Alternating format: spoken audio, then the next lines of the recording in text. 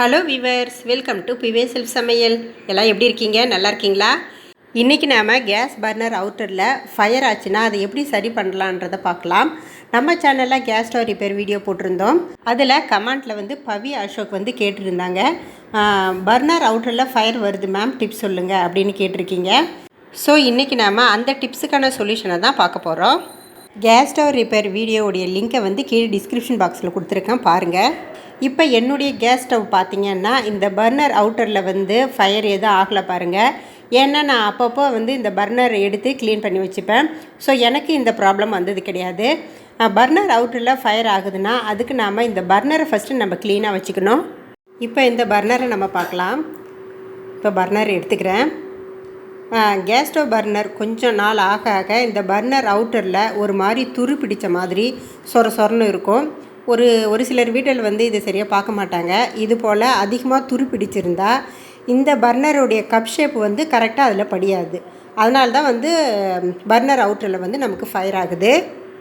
இப்போ இந்த சின்ன பர்னரையும் பார்க்கலாம். இந்த சின்ன பர்னர்லேயும் எனக்கு இப்போ கொஞ்சம் துரு பிடிச்ச மாதிரி தான் இருக்குது பாருங்கள். இப்போ இது ரெண்டுத்தையுமே நம்ம எப்படி க்ளீன் பண்ணலான்றதை நம்ம பார்க்கலாம். இதுக்கு நாம் ஃபஸ்ட்டு ஒரு நைஃப் ஒன்று எடுத்துக்கோங்க. இது போல் ஷார்ப்பாக இல்லாத நைஃபாக பார்த்து எடுத்துக்கோங்க. இதுக்கு பதிலாக ஆஷா பிளேடு இருந்தால் கூட அது கூட எடுத்துக்கோங்க. இப்போ இந்த நைஃபால் இந்த அவுட்டரில் லைட்டாக இது போல் சுரண்டி எடுத்தோம்னா அந்த துரு பிடிச்சிருக்குதெல்லாம் நமக்கு அழகாக வந்துடும். இது போல் அப்படியே லைட்டாக தீர்த்துனாலே நமக்கு அழகாக அந்த துரு பிடிச்சிருக்குது எல்லாமே நமக்கு க்ளீனாக வந்துடும். இப்போ இந்த கை வச்சு பார்த்தோம்னா நமக்கு மழன்னு இருக்குது பாருங்கள். இப்போ அது மட்டும் இல்லை, இந்த உள்பகுதியிலையும் துரு பிடிச்ச மாதிரி இருக்கும். அதையும் நம்ம நைஃபால் இது போல் நம்ம க்ளீன் பண்ணிக்கலாம்.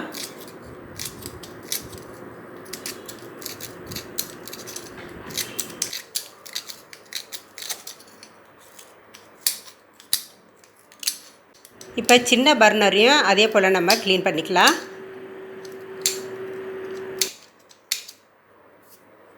இப்போ இந்த 2 பர்னருமே நம்ம அந்த துருவு எல்லாத்தையும் நல்லா க்ளீன் பண்ணி இப்போ எடுத்துட்டோம். இதை அப்படியே நம்ம போடக்கூடாது. இதை நம்ம வாஷ் பண்ணிக்கலாம். அந்த ஹோலில் ஏதாச்சும் துரு இருந்தாலும் நல்லா இது போல் வாஷ் பண்ணுறதுனால எல்லாம் நமக்கு க்ளீனாக இருக்கும். தண்ணியில் நல்லா வாஷ் பண்ணதுக்கப்புறம் ஒரு காஞ்ச துணியால் இதை நல்லா நம்ம துடைச்சி வச்சுக்கலாம். இப்போ பர்னர் போடுறதுக்கு முன்னாடி இந்த அடுப்புலேயே ஏதாச்சும் துரு இருந்ததுன்னா அதையும் நம்ம இது போல் எடுத்துக்கலாம்.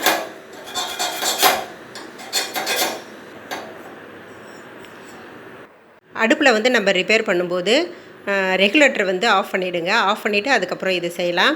இப்போ இது க்ளீன் பண்ணக்குள்ளே இது உள்ளாரையும் ஏன்னா துரு ஏதாச்சும் ஊந்திருக்கும். அதுக்கு நாம் அடுப்பை அப்படியே இந்த பக்கம் திருப்பிட்டு இந்த அடுப்பில் இதை நம்ம கழட்டிடலாம்.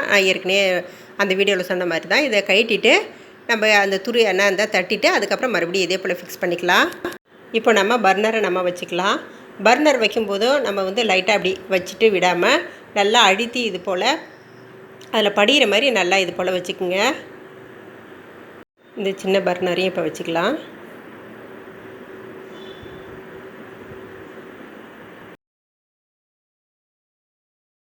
இப்போ நம்ம அடுப்பை பற்ற வச்சுக்கலாம். கண்டிப்பாக இது போல் செய்யுங்க. அந்த பர்னர் அவுட்டரில் ஃபயரே ஆகாது. நல்லா அது இது போல் அழகாக எரியும். கண்டிப்பாக வீட்டில் ட்ரை பண்ணி பாருங்கள். இது நல்லா ஒர்க் அவுட் ஆகும்.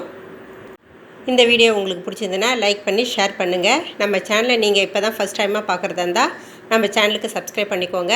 பக்கத்தில் பெல் ஐக்கானை கிளிக் பண்ணி அதில் ஆல் என்ற ஆப்ஷனை கிளிக் பண்ணிக்கோங்க. தேங்க்ஸ் ஃபார் வாட்சிங்.